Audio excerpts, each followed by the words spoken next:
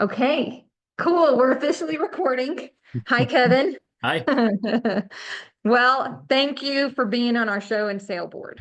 Yeah. That was really encouraging, and you stepping up for the Girls Gone Wild and being the host ranch for the Girls Gone Wild for the 30th has really brought some life back into Yeah, us. So I appreciate it. for Well, sure. to get started, I wanted to ask you a few questions. Okay. And first is, what is your history with bison and what started to grow your interest with the performance classes? Yeah. So my parents, we moved back to North Dakota, from Las Vegas actually, to kind of where my dad originally grew up in North Dakota in 1996. And we had like our first 10 bison hit the ground in 1997. And I've been fascinated with them ever since. And so I think I actually I took my dad's truck and trailer when I was 15 and I drove into Minnesota and bought my first group of bison calves from a guy over there and then drove home. And I don't know if my parents really knew what I was doing, but whatever, it worked out okay.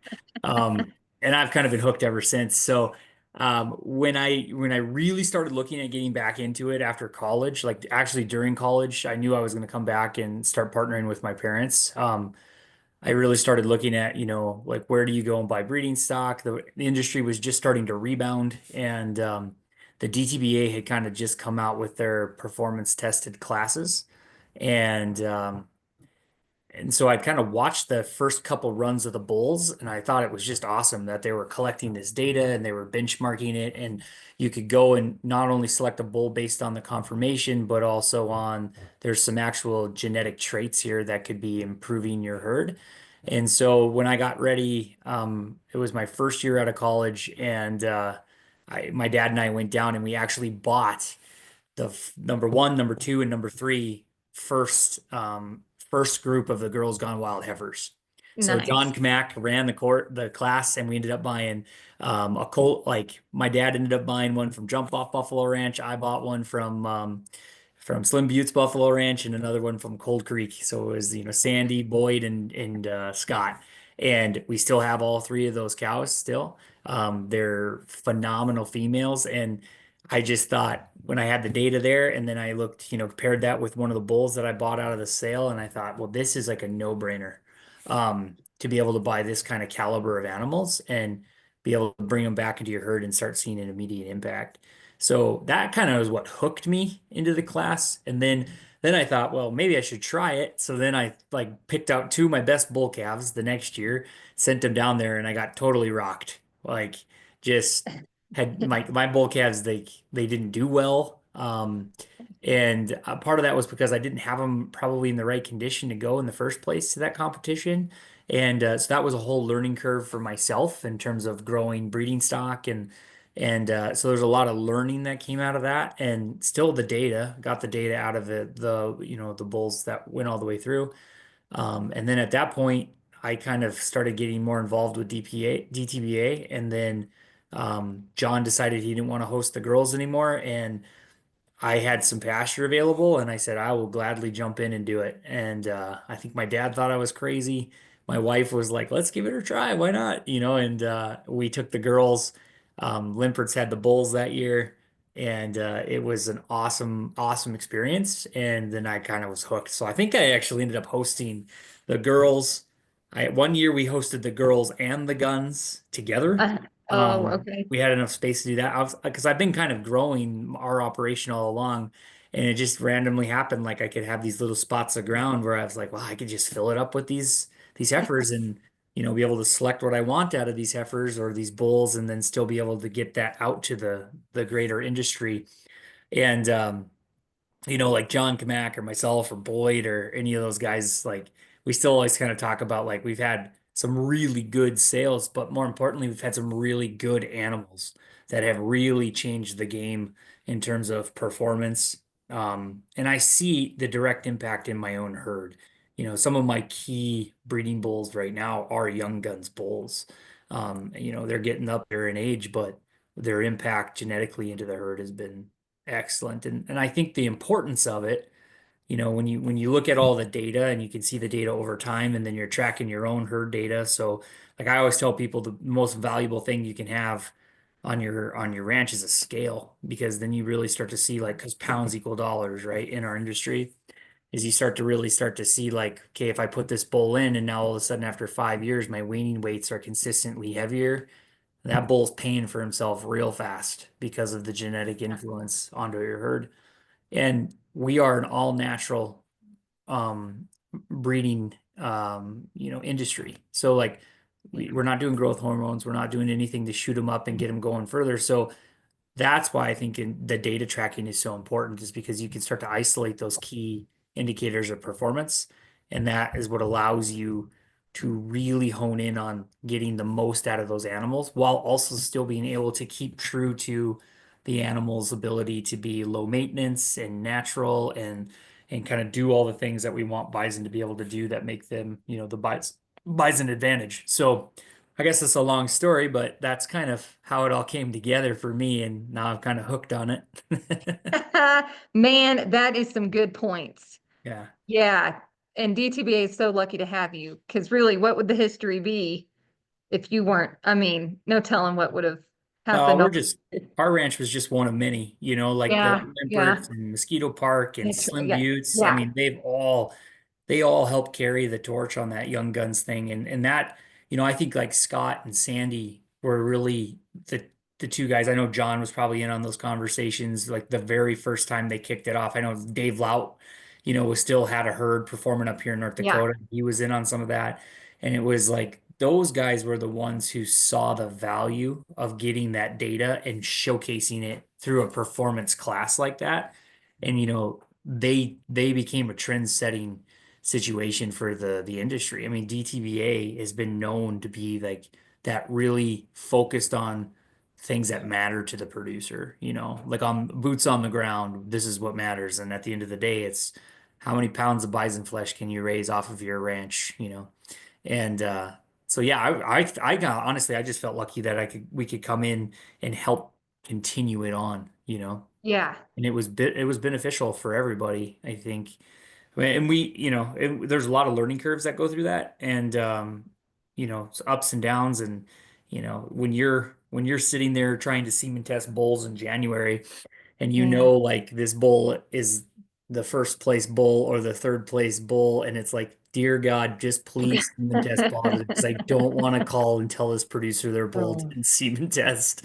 It's like a whole different level of like, oof. Pressure. Yeah, and it didn't.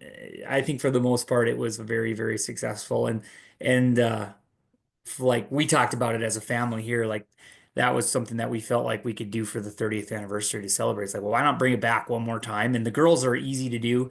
I think there were some guys who thought maybe we'd do the bulls, but I don't know. The bulls that's a whole different beast. So the girls are fun to do, and I think the market is right for a premier set of 2-year-old bred heifers to come to town and be ready to go to perform on their next ranch for 16, 17 years after.